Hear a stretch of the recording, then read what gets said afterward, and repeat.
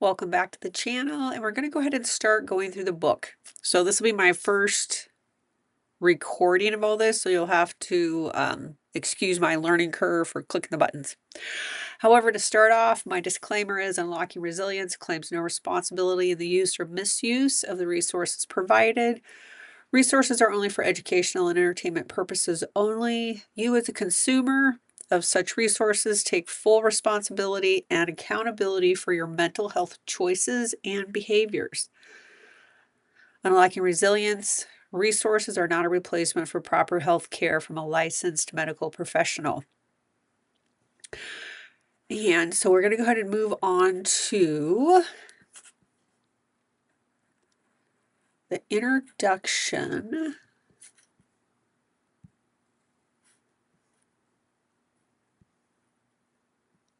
of the book.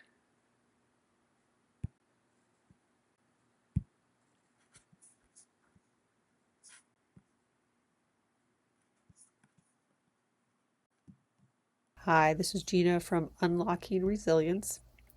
And we're going to start with the introduction to my book titled The Residue of Trauma, Learned Helplessness. Introduction. A quote from Gina: "Denial is like oil. A little goes a long way, and if you aren't careful, it gets on everything." Anyone reading this book and consuming any of the provided resources in full or in part agree to take full responsibility for their own mental health, choices, and actions. This book is an accumulation of 40 plus years of experience. My own journey of releasing learned helplessness was a long and slow process. I wish to speed up your progress so you can arrive where you want to be in life as soon as possible. I didn't even know what learned helplessness was or how much it was affecting my health and slowing down my success. When you've completed this book, you will have ventured deep into what is holding you back in life. You will have learned tools to use for the rest of your life and will have started taking an effective action to creating a life you love. This book will reveal learned helplessness and all of the subtle and not so subtle ways it affects an individual's life. Not you. Maybe it's a loved one that is steeped in learned helplessness. This book will also help you to guide them in an effective way, even if they are not open to reading this book or using the resources on my website, unlockingresilience.org. I am not a doctor or a psychologist, and this book isn't meant to replace the care of a licensed mental health professional or medical health professional. I do have a special gift that many do not. Ready? I can walk through your subconscious mind with your permission, accessing your memories and emotions to find the patterns that bind you to a life of rinse and repeat. As a certified magnetic mind coach and many other certifications, I can help you find, clear, or integrate the fragmented parts of self that are chilling out in your subconscious mind, releasing the disempowering influences it has in life. After helping people all over the globe, I find we humans suffer from the same issues no matter where we live, how we live, who we love, or how much money we make. Past emotional habits and memories prevent forward movement in life. Every emotion you are having in life at this moment is an old, outdated emotion from the past, preventing you from being fully present in your life.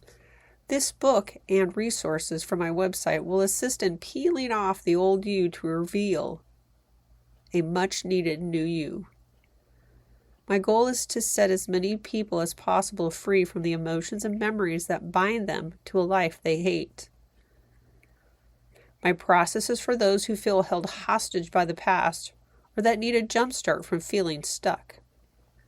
This book reveals 10 areas that I have had challenges with while smoothing out my own and others' subconscious.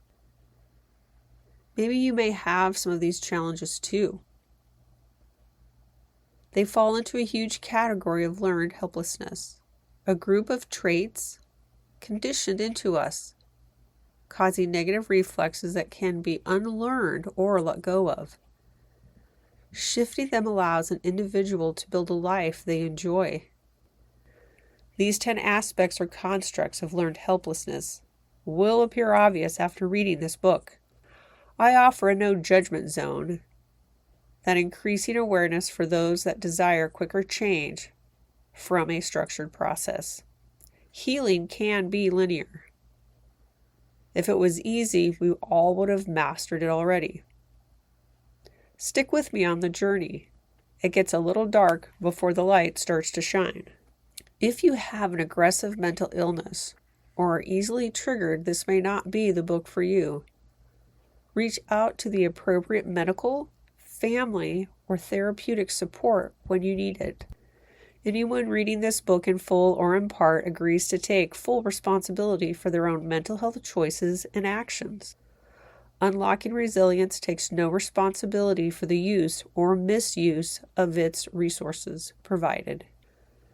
I will review one construct in each chapter. At the end of the chapter, there will be a link to an audio that you can use to start your healing and integration process. The website has downloadable sheets for the process. Hint: it works better if you write things down as you go. More is not better with this kind of work. Doing this process too fast without good sleep, emotional support, and staying hydrated can make you feel flat or agitated. No one needs that. This is a process and not a one-time event. In general, it takes roughly 2 years of consistent effort to get your life back on track when you've been in a downward spiral for a while. I don't want to hear the complaints about how it's being too long or too hard. It can happen faster for some, yet I want to set a realistic timeline. This is a do-it-yourself project, yet any area you can't get to improve, you can bring to me for a one-on-one session or one of the group calls. Progress at your own speed. There will be a learning curve and then you will be up and running. As I get better organized, I will be able to offer more resources. I hope to do live calls or webinars soon after this book is published. A learning curve for me. I am writing this book as a 7-day challenge, so it will be sloppy, but no less effective. I give full credit to all of my clients that have supported me in my life's work. They have been telling me for years to write a book, and here it is. Resources can be found at unlockingresilience.com. Using this book and resources on my website, you will be on an interactive journey to get the subconscious mind moving in a more productive direction. The body is the subconscious mind. If your body is struggling, then your subconscious mind has struggles to resolve. Caring for the body helps the mind, and caring for the mind helps the body. It wasn't until I was in my 50s that I could finally wrap my brain and heart around the level of trauma that I had experienced in my life from birth to adulthood. Not the big T traumas that some have experienced in life. Mine were more thousands of little and medium T traumas that could easily get swept aside or ignored. My mom suffers from an aggressive mental illness that I believe is from big T trauma. I suffered from various aggressive health issues that seemed to mystify the medical field, diagnosed with mast cell activation syndrome after a run-in with long COVID. Maybe I'll write a book about my journeys through all of that, but that is not the focus of this book. I want this book to be a guide that helps open the mind and life to new possibilities. My goal is to speed up your transformation while demystifying how individuals develop learned helplessness and how to gracefully grow out of it. Giving examples of learned helplessness, how it shows up in life, and how to get learned helplessness out of your body-mind complex for a more satisfying life. I will reveal 10 different flavors of learned helplessness. I'm sure there's more. Learned helplessness is one of those psychological concepts that once understood can be both eye-opening and unsettling. I was a bit slow to the take because I didn't have anyone that could point it out to me directly and how to fix it. I found it unsettling and frustrating until I found the modalities that shift learned helplessness quickly and permanently. I hate doing things twice. Maybe you do too. The construct of learned helplessness provides an explanation of how individuals, after experiencing prolonged stress in certain situations, come to believe they are powerless to change their circumstances, even when opportunities for change are within reach. I will explore origins, mechanisms, and impact of learned helplessness. I'm hoping to shed the light on its pervasive influence over our thoughts, emotions, and behaviors. Talking about it, thinking about it, complaining about it, journaling about emotions is not feeling them. Until the ignored, suppressed, uncomfortable, or comfortable emotion is fully felt, you're not free from that emotion. Thank you for listening to the introduction, and we will move on to Chapter 1.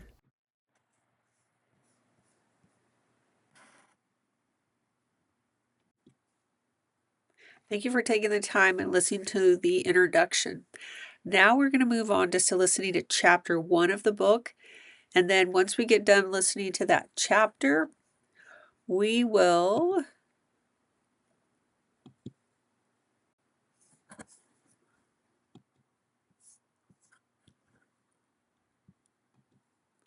go through the questionnaire for Chapter 1. So I'm going to leave the questionnaire up while we listen to the Chapter 1 audio.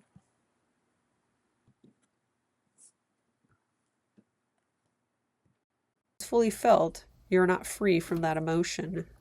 Thank you for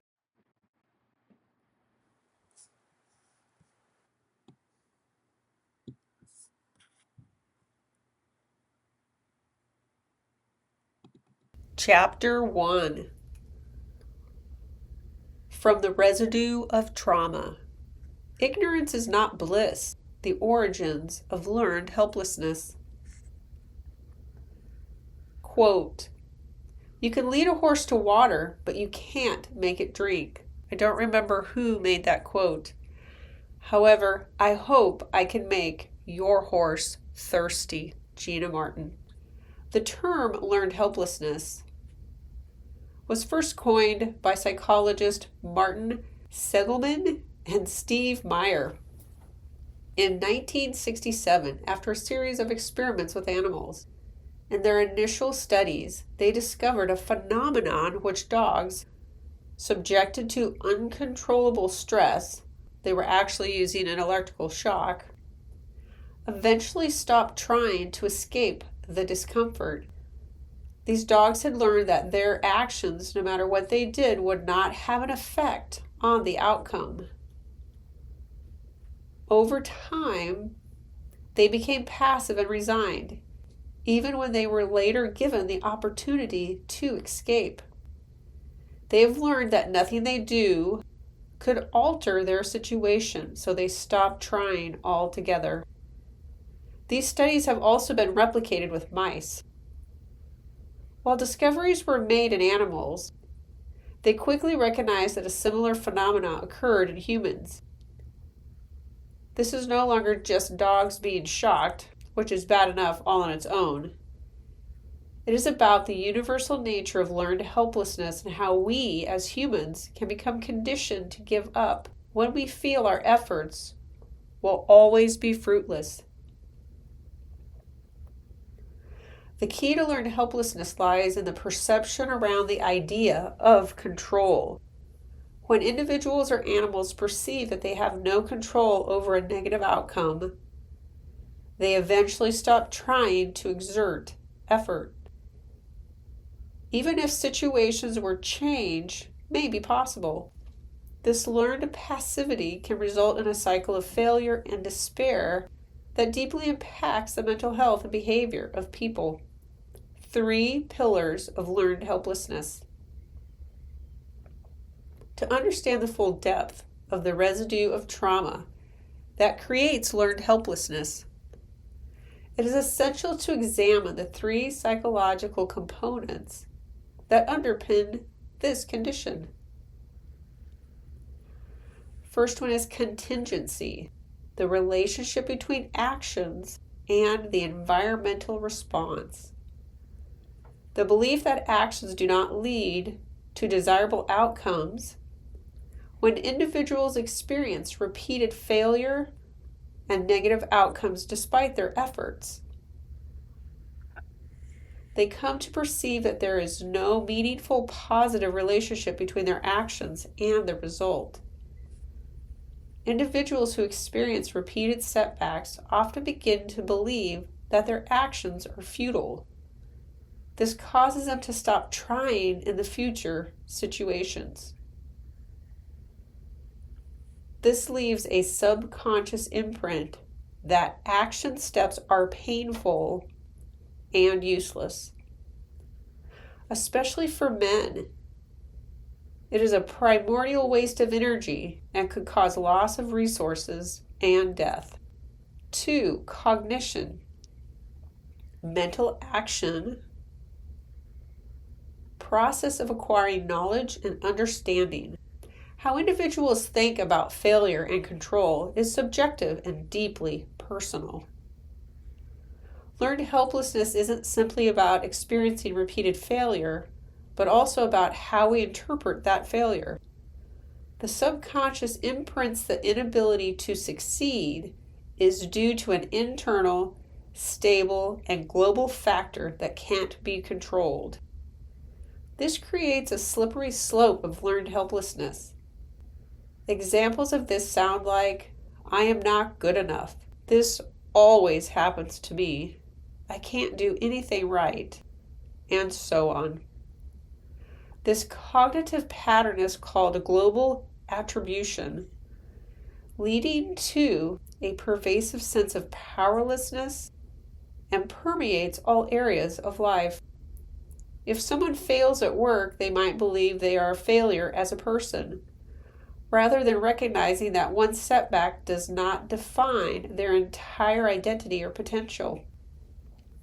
Hint: we can also use this global attribution mechanism to reprogram our brain and emotions in a positive direction also. Remember this important fact as I continue to go through some of the heavy stuff. 3. Behavior. This passive resignation that follows the developed perception of helplessness is sneaky. Once a person believes that efforts do not affect the outcome, they become convinced nothing will change it. They even start to look for proof or evidence that all of this is true. This often results in depression, anxiety, procrastination, through an increased decline of happiness and success. The behavior of giving up is reinforced over time by the absence of reward or success, deepening the cycle. It's interesting to know that learned helplessness manifests easily in everyday life because it doesn't present itself in a dramatic life or death fashion. It often unfolds in subtle, everyday ways that are easy to overlook. Consider a student who struggles with math. After several failed tests, they may come to believe that they simply are bad at math and begin to avoid math-related tasks altogether, even when opportunities to improve are available. When avoiding math-related subjects feels better because they can avoid feeling stupid or embarrassed, the cycle continues. They may resign themselves to believe they will never succeed in math. It's too hard, which then becomes a self-fulfilling prophecy. I found this true for myself around the subject of math as a child. It wasn't until I was in college that I realized it's not that I can't do math, it's that I didn't enjoy it. Kind of like some people can eat broccoli, but they don't enjoy it. In a relationship, learned helplessness can emerge when one partner feels that their needs or concerns are consistently ignored or dismissed. Over time, they may stop expressing their feelings altogether, then resign themselves to the idea that they cannot change the relationship dynamic. They often begin to believe that no matter what they say or do, it won't matter. increasing the emotional distance and frustration. I want to add a disclaimer here. It is true for some people in a relationship that no matter what they do, the situation will not change because the other person isn't open to it or is unable to.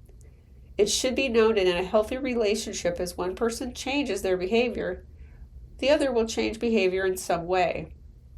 Another scenario where one person in a relationship does everything within their power to provide healthy change and the other person stays exactly the same, one or both parties are usually dealing with a mental health challenge. In the workplace, employees who face repeated setbacks or experience unresponsive management may develop learned helplessness. Soon after, a sudden or gradual disengagement from work will follow. They often stop suggesting new ideas, lack the motivation to improve performance, or just withdraw emotionally from the job, which results in decreased productivity, lack of advancement, which reinforces the perception that nothing they do will make a difference. The most well-known frameworks for understanding the cognitive process behind learned helplessness is the cognitive triad, a concept developed by Aaron Beck, one of the pioneers of cognitive therapy. In general, it consists of 3 types of negative thinking. One is negative thoughts about oneself. I'm a failure. I'm not good enough. 2 is negative thoughts about the world. The world is unfair. People are out to get me. 3, negative thoughts about the future. This will never end. It only gets worse. These 3 types of thoughts are central to the experience of learned helplessness because they reinforce the belief that the individual is powerless to change their circumstance. Learned helplessness develops from experiencing negative experiences without relief. Learned helplessness develops from experiencing negative experiences without relief. This develops the interpretation that every setback is evidence of the inability to affect the world around them. The negative thought pattern creates a feedback loop that strengthens the sense of helplessness. This has far-reaching effects and a profound impact on all areas of life. It often shows up as low self-esteem, avoidant behavior, defensiveness, overwhelmed, or passive coping skills such as procrastination, denial, and often substance abuse.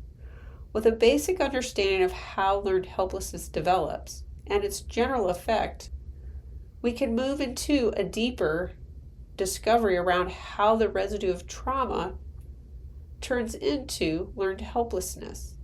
This is the end of chapter 1. This is where you would go to unlockingresilience.org and listen to the chapter 1 audio.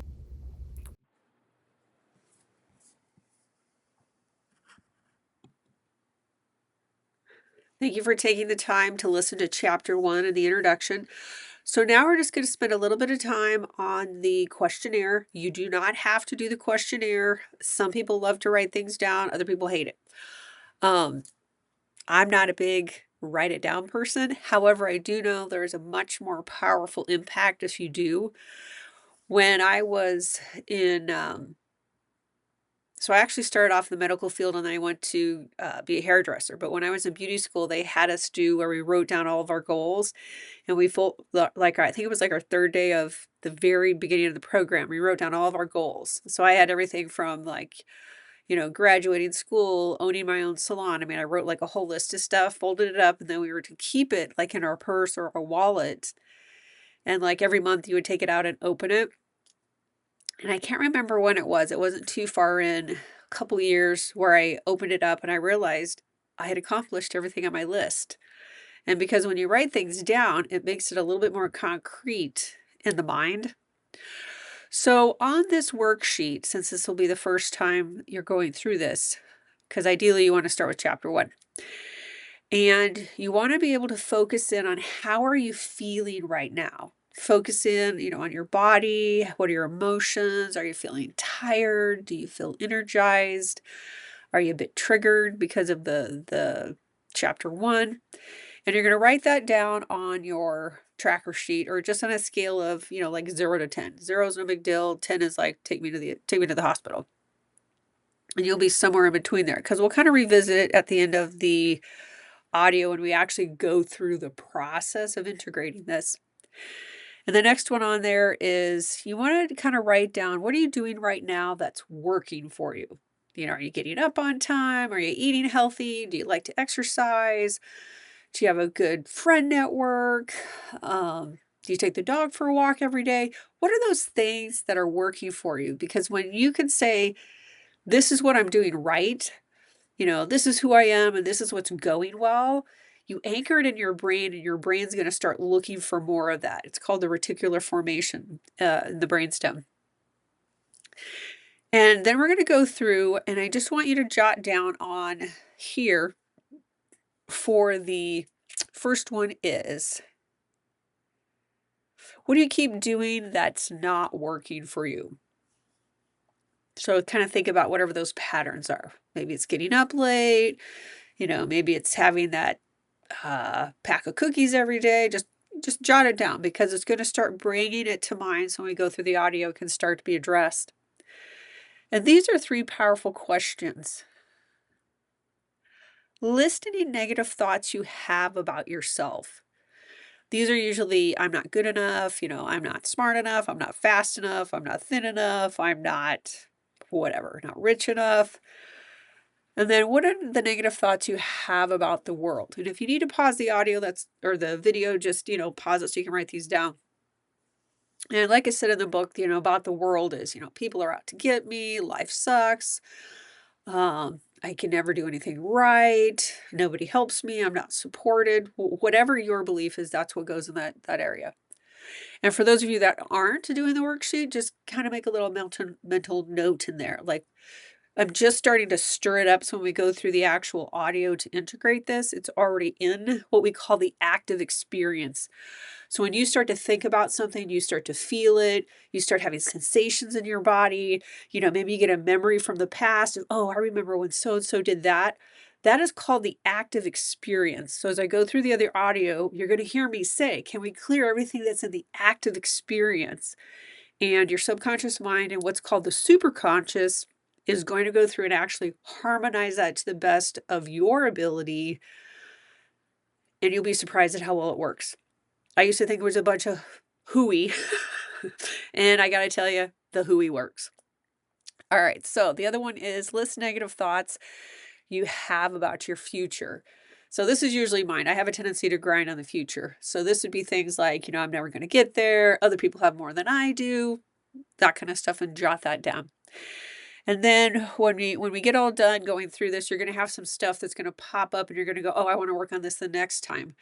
That's what the very bottom box is for, is writing down those things that you want to work on, either when you start listening to the next chapter, or you can go back and re-listen to the section of this video of just the audio section and do the whole topics. So the audios that go with these can be used over and over and over. You just pick a new topic and then you listen to the audio and just follow the instructions, and it all gets processed, and it's great. Okay, so at this point, I'm actually going to shut my video off, so then you can listen with your eyes closed. I do have some people, if you've had a substantial amount of trauma, don't close your eyes. If you're one of those people, when you close your eyes, you get flashbacks and all that stuff, just do this with your eyes open. It's fine. And, if your phone rings or you got to go do something, that's fine. You can just leave it playing in the background. You come back, or you can pause it and come back. It's very forgiving work. So that's great. For those of you that are on YouTube, excuse me, I got a tickle in my throat. If a commercial pops up, it doesn't bother the process. It's just going to go, and you just keep going. You do not need headphones to do this kind of work. I actually suggest that you don't use headphones, because as you're going through the process, in real life, we don't have headphones in all the time. Well, some people do. Most of us don't have headphones in all the time.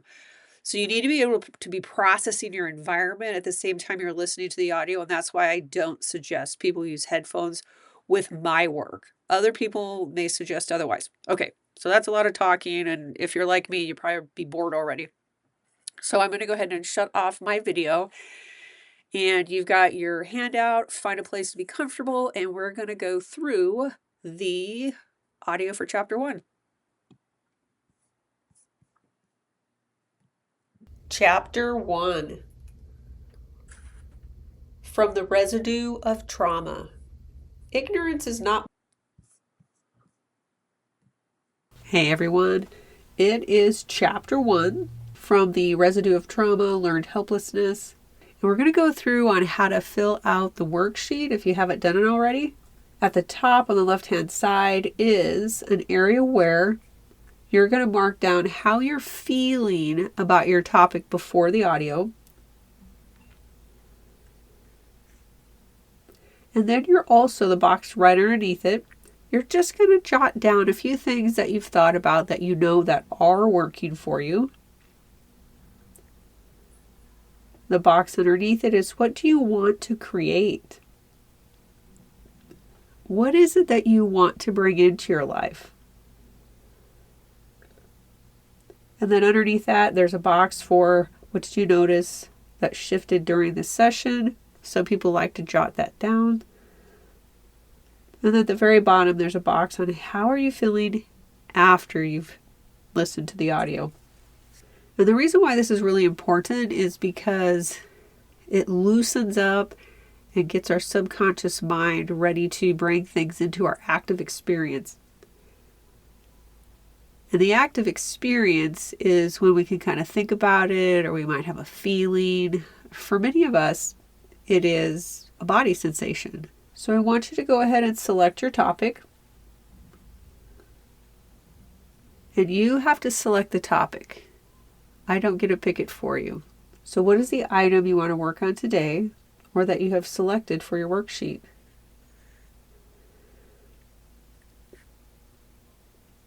And what do you keep doing that doesn't help you?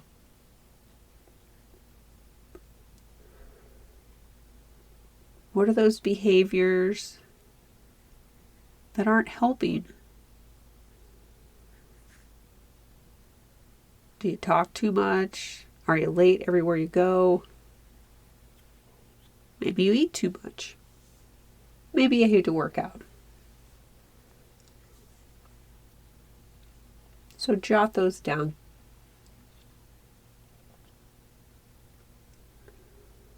And then focus on what are those negative thoughts you have about yourself.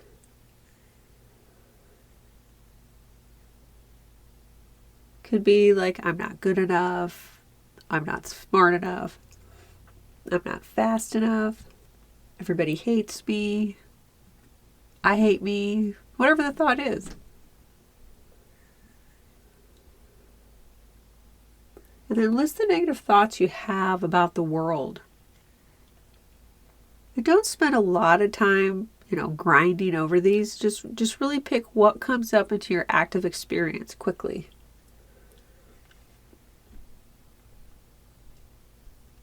And what kind of negative thoughts do you have about the future?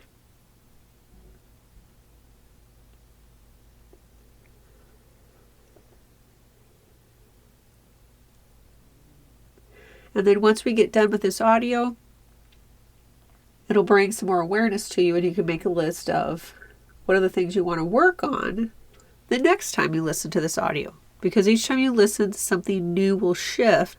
Because as you ask yourself these questions, you're going to get new answers. And now we are ready to move into the audio. Find a place where you can sit down and lay down, closing the eyes and bringing the attention inward. Taking a few deep breaths to bring your attention to the body. And I ask permission to work with your superconsciousness. And you can just say or think, I give Gina permission to work with my superconsciousness. The superconsciousness, are you there? Yes. Are we ready to do this treatment? Yes.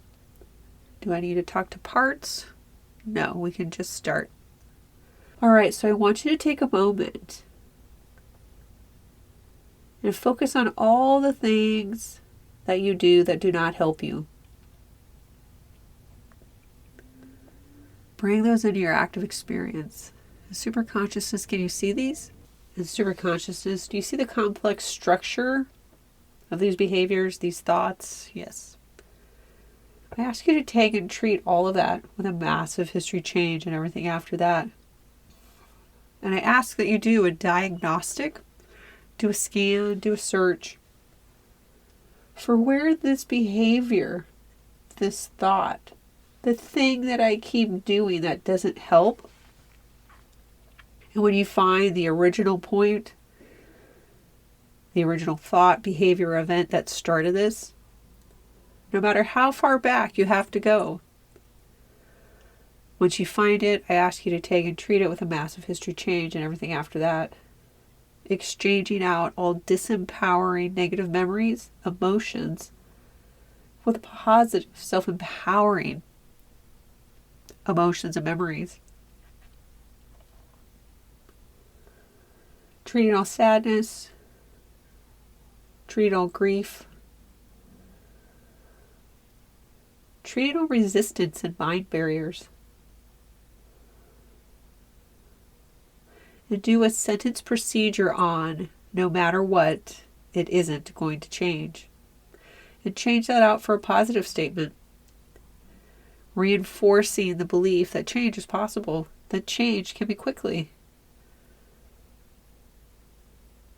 And superconscious, please tag and treat all energetic attachment, if this has developed its own identity, being part of the main identity. We ask that you disassociate it to treat it again, relieving itself of disempowering coping mechanisms, disempowering beliefs, and emotions before reintegrating with the main identity. And when ready, do a massive history change and everything after that. Take a deep breath in. Superconscious, are we ready to proceed? No, not yet. Continuing noticing what you're noticing. And we're going to progress on to beliefs about self. What are these negative thoughts and beliefs you have about yourself? As you focus on that, find the one that is the most uncomfortable. The one that seems to have the biggest charge on that. In superconsciousness, do you see this belief? Yes. In superconsciousness, I ask you to take and treat everything that is associated to and with this belief.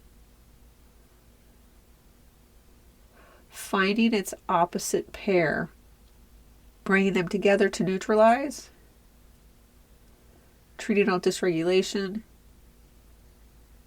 and treating all parts of self that create disorganization in thoughts, feelings, and emotions.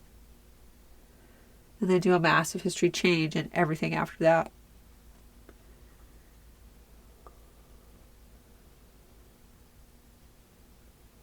And then we're going to move on to negative beliefs about the world. So again, as you focus on that, what are your negative beliefs about the world? Maybe it's a belief that it's a scary place. People are hostile or dangerous. Maybe you just have a belief you can't find yourself in the world. Superconsciousness, are we ready to proceed? Yes. So superconsciousness, in any place where this person cannot get a grip of this life, this body, this reality, we ask you to take and treat it with a massive history change and everything after that. Superconsciousness, please treat any resistance to being in this physical body, in this lifetime. Please treat any conflicting emotions, memories, or events, making it hard to embrace this reality, making it hard to take action, treating all trauma and pain that's related to the body. Again, focus on the body if there's any sensations. Lean into those sensations. And superconsciousness, please treat any judgments that are related, associated to or with these body sensations. And treat them in the most kind and loving way. Anywhere where we bought in that our body is an enemy, that the world is an enemy, treat these with a massive history change and everything after that. And take a deep breath. Superconsciousness, let me know when it's ready to proceed.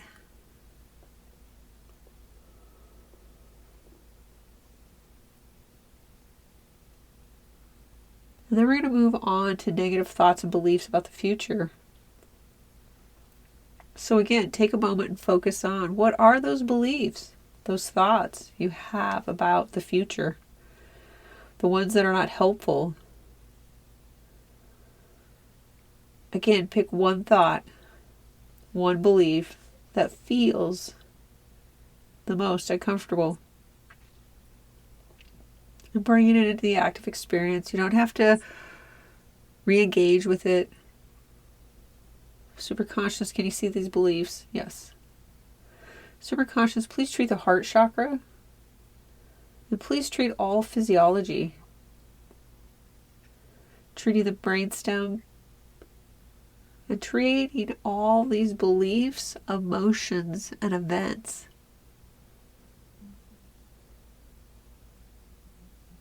That has started a downward spiral.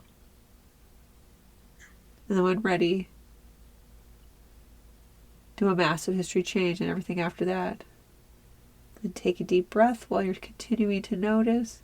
Superconsciousness, please treat the third chakra. Please treat any disempowering struggles of power. Treating all helplessness. And trade them out for self-empowering beliefs, self-empowering memories, self-empowering feelings. And once the third chakra is treated, treat all the other chakras from the top down and the bottom up.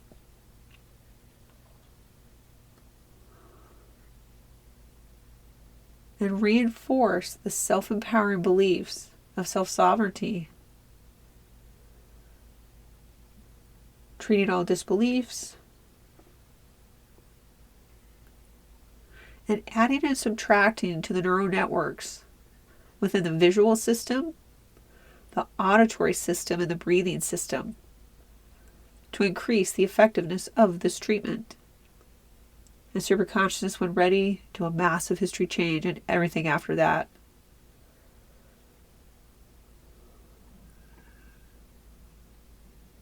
And superconsciousness, is it time to begin to close the session? Yes.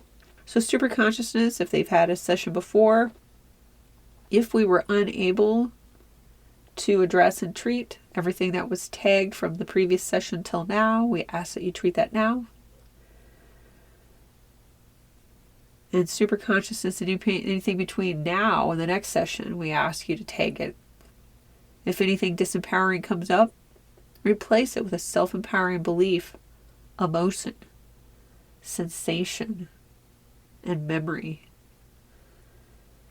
And as we bring this session to a close, superconsciousness, we ask that everything we have touched today to be anchored into memories 1, 2, and 3, tandem memories, shadow memories, and ego states, and to ground it into the matrix of the universe. And do one last massive history change, treating all physiology, all body systems, all body chemistry, all realities, with a massive history change and everything after that. Again, taking a deep breath. And with your permission, we'll close the session. And taking a couple breaths, wiggling around a little, bringing some movement to the body, and opening your eyes. And go back and revisit the topic that you selected for today's audio. And if you mark down how you felt before you started during the session, now would be the time to check, how do you feel now? When you notice what has shifted, it anchors it permanently in your nervous system. So as you move forward in your day, take notice of the things that are easier, or how maybe the way your thinking has shifted. Maybe notice how your perception has shifted. Because as you notice that again, it anchors in your nervous system and becomes part of your new behavior. So you can mark down, how are you feeling after the session? Now that you've finished your first chapter, how are you feeling? For people that are kinesthetic, they may notice physical sensations during the audio. Did any topics pop up that maybe you want to address listening to the audio again? Maybe when you focus on the topic that you picked before listening to the audio, if you think about it again, do the ideas or the thoughts seem to be softer? And what you'll notice moving forward is many times people may think, oh, I didn't notice anything, nothing happened. Until they get into the same situation that maybe they had challenges with before, and all of a sudden they're in that same situation, and yet they're responding differently after they've listened to an audio. So changes can show up in any way. And again, I thank you so much for being, I don't know if you want to say invested, or spending the time to change your life. And again, this channel's for you. You can leave comments in the comments section on how the experience was for you. And for those of you that subscribe, please leave me topics that you would like me to make content around. And enjoy.